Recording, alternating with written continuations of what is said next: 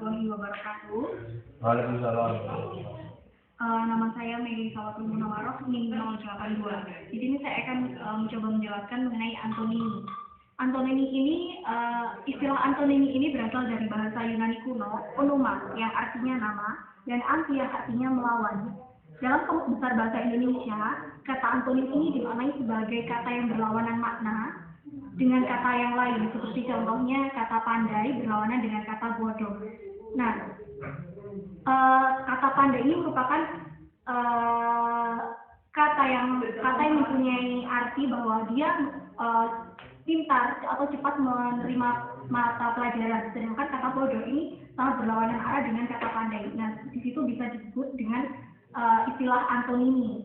Nah, secara semantik, hari ini mengatakan bahwa antonimi ini adalah ungkapan, biasanya berupa kata, tetapi juga dapat berupa frasa atau kalimat yang dianggap bermakna kebalikan dari ungkapan lain. Nah, namun hubungan makna antara dua buah kata yang berantonim ini bersifat dua arah. Jadi, misalkan kalau ada kata bagus berantonim atau berlawanan dengan kata buruk.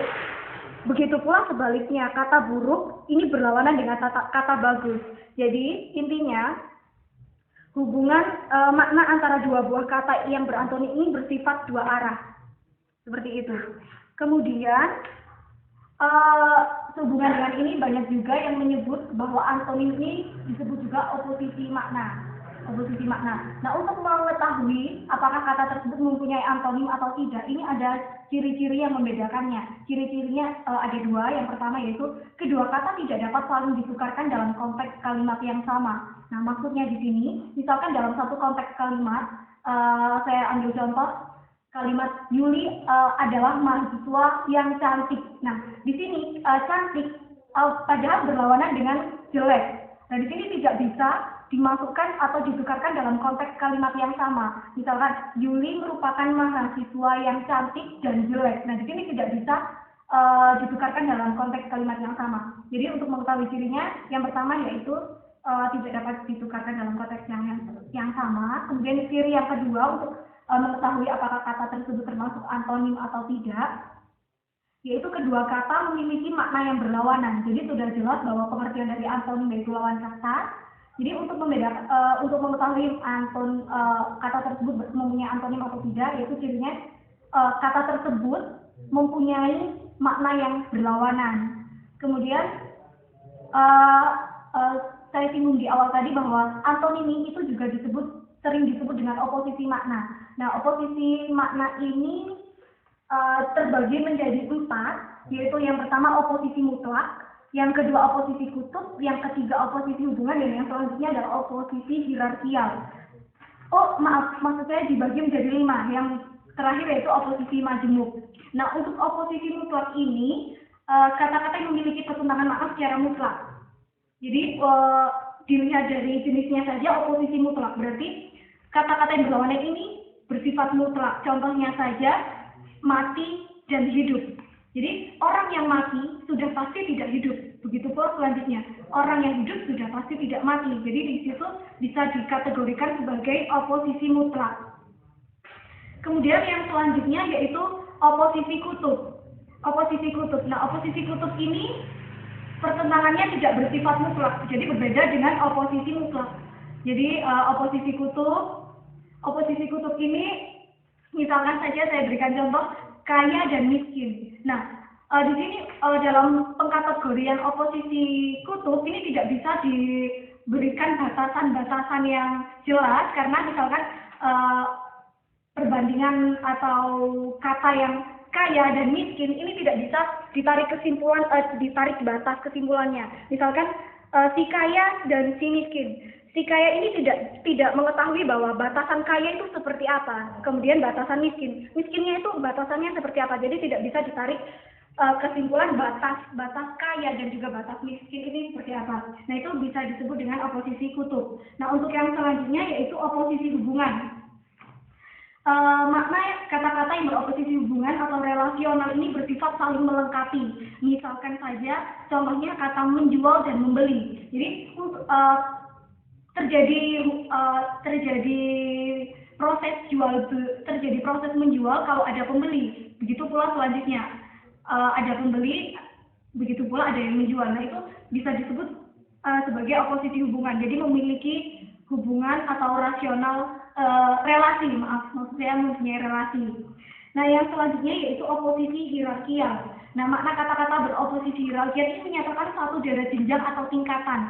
Nah oleh karena itu kata-kata yang beroposisi hierarkial ini adalah kata-kata yang berupa nama suatu ukuran berat, misalkan berat, panjang, dan isi, nama satuan hitung dan penanggalan, nama jenjang, dan lain sebagainya. Contohnya, kata kuintal. Nah, kuintal lawannya ada juga kilogram, ada juga gram, nah seperti itu. Jadi, itu ada tingkatannya tersendiri, ada jenjang-jenjangnya tersendiri, ada juga sentimeter, ada gram, ada kilogram, ada kuintal, ton, dan lain sebagainya. Itu bisa dikategorikan sebagai oposisi hierarkial, yaitu yang menandai hierarkial yaitu oposisi yang menyatakan suatu derajat jenjang atau tingkatan tertentu.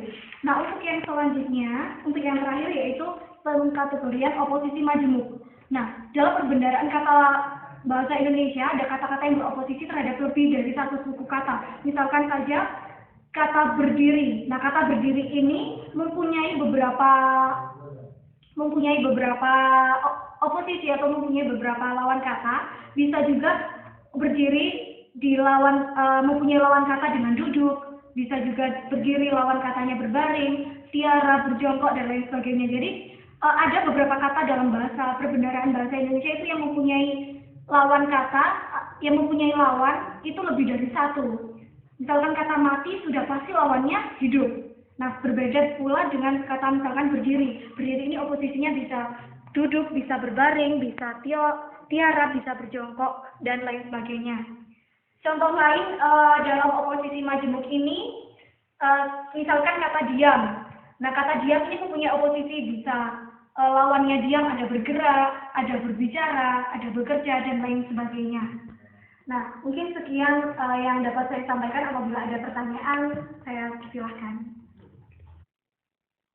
Mbak, saya mau menanyakan, Mbak. Tadi yang oposisi hierarkial, antonimi kan intinya lawan kata, Mbak. Sedangkan yang hierarkial ini adalah satuan angka hitung. Satuan angka hitung itu apakah ada lawan katanya, Mbak? Terima kasih. Saya akan menjawab pertanyaan dari saudara Ari. Nah, tadi yang dimaksud, apakah kata dalam oposisi hierarkial tersebut, kata sentimeter, meter, kilometer, dan lain sebagainya itu termasuk lawan kata, padahal itu merupakan jenjang tingkatan. Nah, sebenarnya di sini disebut oposisi itu lawan kata kan Mas ya, lawan kata, tapi dalam oposisi itu ada tercakup dari konsep yang betul-betul berlawanan sampai kepada yang hanya bersifat kontra saja. Nah, itu makanya bisa terbagi menjadi beberapa oposisi, ada 5 oposisi, oposisi mutlak, oposisi hierarkial, dan lain sebagainya. Itu makanya ketika membahas mengenai jenjang atau oposisi hierarkial itu termasuk oposisi yang tidak bersifat mutlak atau tidak betul-betul berlawanan. Samar-samar, Mbak. Iya, tidak bersifat. Iya, nah. Iya, seperti itu, Mas. Ya. Jadi oposisi hierarkial itu termasuk dalam oposisi, namun itu tercakup bukan makna yang bukan kata yang benar-benar berlawanan, tapi itu hanya kontras saja. Berarti itu dalam kajian antonimi ya. Apa namanya itu subinterdisipliner. Iya, subinterdisiplinernya itu kan termasuk dalam kategori beberapa oposisi. Iya, Mbak. Iya. Iya, sudah. Terima kasih, Mbak. Saya Ari NIM 091. Ya, mungkin sekian presentasi dari saya. Kurang lebihnya saya mohon maaf. Wassalamualaikum warahmatullahi wabarakatuh.